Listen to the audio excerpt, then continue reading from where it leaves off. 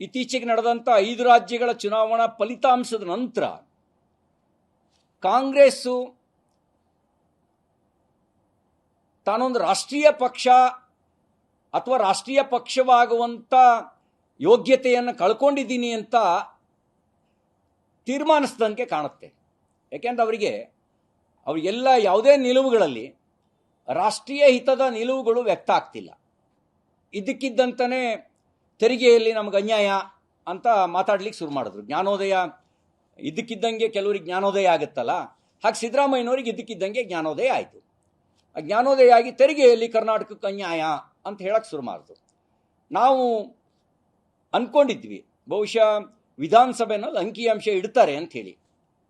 ನಾವು ಅವರಿಗೆ ಈಗಲೂ ಕೇಳ್ತಾ ಇದ್ದೀವಿ, 10 ವರ್ಷ ಮನಮೋಹನ್ ಸಿಂಗ್ ಅವರ ಆಳ್ವಿಕೆಯಲ್ಲಿ ಕರ್ನಾಟಕ ರಾಜ್ಯಕ್ಕೆ ಬಂದ ಹಣ ಎಷ್ಟು? ಅಮೌಂಟ್ ಹೇಳಿ. ನೀವು ಪರ್ಸೆಂಟೇಜ್ ಹೇಳ್ತಾ ಇದ್ದೀರಿ, ನೀವು ಅಮೌಂಟ್ ಹೇಳಿ. ನಮಗೆ ನಿಮ್ಮಷ್ಟು ಬುದ್ಧಿವಂತರಲ್ಲ, ನಾವ್ಯಾರು ನಿಮ್ಮ ಥರದ ಆರ್ಥಿಕ ತಜ್ಞರಲ್ಲ, ನಮ್ಮ ಸಾಮಾನ್ಯ ಜನ, ನಮಗೆ ಲೆಕ್ಕ ಗೊತ್ತಾಗುತ್ತೆ. ಅಮೌಂಟ್ ಹೇಳಿ ಎಷ್ಟು ಕೊಟ್ಟಿದ್ರು ಅಂತ. ಮೋದಿಯವರು ಬಂದ ಮೇಲೆ ಎಷ್ಟು ಕೊಟ್ಟಿದ್ದಾರೆ ಅಂತ ಹೇಳಿ. ನಮಗಿರೋ ಅಂಶವನ್ನು ಹೇಳಿದೆವು ಜನರ ಮುಂದೆ. ನಮಗಿರೋ ಅಂಶ ಏನು ಅಂದರೆ, 10 ವರ್ಷ ಮನಮೋಹನ್ ಸಿಂಗು ಪ್ರಧಾನಮಂತ್ರಿಯಾಗಿದ್ದಾಗ ಕರ್ನಾಟಕಕ್ಕೆ ಕೊಟ್ಟಿದ್ದು 1,42,000 ಕೋಟಿ. ಮೋದಿಯವರು ಕರ್ನಾಟಕಕ್ಕೆ ಕೊಟ್ಟಿರೋದು 4,91,000 ಕೋಟಿ. ಮನಮೋಹನ್ ಸಿಂಗ್ ಅವರಿಗಿಂತ ಮೋದಿಯವರು 3,49,000 ಕೋಟಿ ಹೆಚ್ಚಿಗೆ ಕೊಟ್ಟಿದ್ದಾರೆ ಅನ್ನೋದು ನಮ್ಮ ಹತ್ರ ಇರೋ ಮಾಹಿತಿ. ನಾವು ಇದಕ್ಕೆ ಸಂಬಂಧಪಟ್ಟಂತೆ ಅಂಕಿಅಂಶವನ್ನು ಮಾನ್ಯ ಮುಖ್ಯಮಂತ್ರಿ ಸಿದ್ದರಾಮಯ್ಯನವರು ನೀವು ಹೇಳಬೇಕು, ಈ ಅಂಕಿಅಂಶ ಹೇಳಿ. ಆದರೆ ನೀವು ಅನ್ಯಾಯ ಆಗಿದೆ ಅಂತ ನಿಮ್ಮ ಮನಸ್ಥಿತಿ ಹೇಗಿದೆ ಅಂತ ಹೇಳಿದ್ರೆ, ಕೆಲವು ರೀಜನಲ್ ಪೊಲಿಟಿಕಲ್ ಪಾರ್ಟಿಗಳು ಸದಾ ಸಂಘರ್ಷದ ಮನಸ್ಥಿತಿಯಲ್ಲೇ ಇರ್ತವೆ.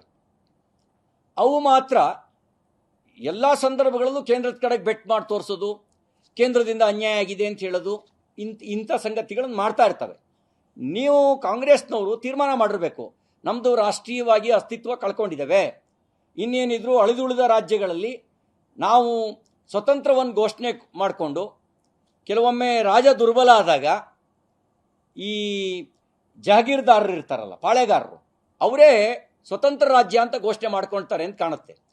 ಇವರಿಗೆ ಕಾಂಗ್ರೆಸ್ನವರಿಗೂ ಸಿದ್ದರಾಮಯ್ಯನವರಿಗೂ ಅನಿಸಿರಬೇಕು, ನಮ್ಮ ರಾಜ, ನಮ್ಮ ರಾಜಕುಮಾರ ರಾಹುಲ್ ಗಾಂಧಿ ದುರ್ಬಲ ಆಗಿದ್ದಾರೆ, ಸೋನಿಯಾ ಗಾಂಧಿ ಅವರು ದುರ್ಬಲ ಆಗಿದ್ದಾರೆ, ಖರ್ಗೆ ಅವ್ರನ್ನ ನಾವು ಲೆಕ್ಕಕ್ಕೆ ಇಟ್ಟಿಲ್ಲ ಅಂತ ಅನಿಸಿರ್ಬೋದು.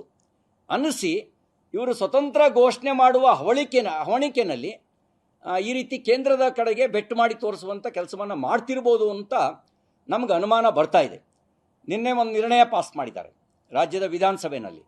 ಆ ನಿರ್ಣಯದಲ್ಲೂ ಕೂಡ ಇವರೊಂದು ಸಮಗ್ರವಾಗಿ ಭಾರತದ ದೃಷ್ಟಿಕೋನದಲ್ಲಿ ಆಲೋಚನೆ ಮಾಡುವ ಅಥವಾ ನಮ್ಮ ನಾಡಗೀತೆಯ ಆಶಯಕ್ಕೆ ತಕ್ಕಂತೆ ಚಿಂತಿಸುವ ಮನೋಭಾವನೆಯನ್ನು ಇವರು ವ್ಯಕ್ತಪಡಿಸಿಲ್ಲದೆ ಇರೋದು ಭಾಳ ಸ್ಪಷ್ಟವಾಗಿ ಗೊತ್ತಾಗ್ತಾ ಇದೆ. ಇವ್ರ ನಿರ್ಣಯ ಏನು? ಇವರ ನಿರ್ಣಯ ಕೇಂದ್ರದಲ್ಲಿ ತೆರಿಗೆ ಪಾಲು ನಮಗೆ ಅನ್ಯಾಯ ಆಗ್ತಾ ಇದೆ ಅನ್ನುವಂಥದ್ದು ನಿರ್ಣಯ ಮಾಡಿದ್ದಾರೆ. ನಾನು ಇವರಿಗೆ ಮಾನ್ಯ ಮುಖ್ಯಮಂತ್ರಿಗಳಿಗೆ ಕೇಳಕ್ಕೆ ಬಯಸೋದು, ರಘುರಾಮ್ ರಾಜನ್ ನರೇಂದ್ರ ಮೋದಿಯವರು ನೇಮಕ ಮಾಡಿದಂಥವ್ರಲ್ಲ. ಮನಮೋಹನ್ ಸಿಂಗ್ ಅವರು ಪ್ರಧಾನಮಂತ್ರಿಯಾಗಿದ್ದಾಗಲೇ ನೇಮಕ ಆದಂಥವ್ರು. ಅವರೇ ಶಿಫಾರಸು ಮಾಡಿದ್ದು ಈ ಪರ್ಸೆಂಟೇಜು. ಆವಾಗ ನೀವೇ ಮುಖ್ಯಮಂತ್ರಿ ಆಗಿದ್ರಿ. ನೀವೇ ಮುಖ್ಯಮಂತ್ರಿ ಆಗಿದ್ದಾಗ ಅನ್ಯಾಯ ಆಗ್ತಾ ಇದೆ ಅಂತ ನೀವು ಧ್ವನಿ ಎತ್ತಲೇ ಇಲ್ಲ. ನೀವೇ 5 ವರ್ಷ ಮುಖ್ಯಮಂತ್ರಿ, 2013ರಿಂದ 2018ವರೆಗೂ ನೀವೇ ಮುಖ್ಯಮಂತ್ರಿ. ಆ ಯಾವುದೇ ಸಂದರ್ಭಗಳಲ್ಲಿ ರಾಜ್ಯದಲ್ಲಿ ಅನ್ಯಾಯ ಆಗ್ತಾ ಇದೆ, ತೆರಿಗೆ ಅನ್ಯಾಯ ಆಗ್ತಿದೆ ಅಂತ ನೀವ್ಯಾರು ಘೋಷಣೆ ಮಾಡಲೇ ಇಲ್ಲ, ನೀವ್ಯಾರು ಪ್ರತಿಭಟನೆ ಮಾಡಲೇ ಇಲ್ಲ. ಇದಕ್ಕಿದ್ದಂಗೆ ಎಲೆಕ್ಷನ್ ಬಂದಾಗ ಯಾಕೆ ಜ್ಞಾನೋದಯ ಆಯಿತು?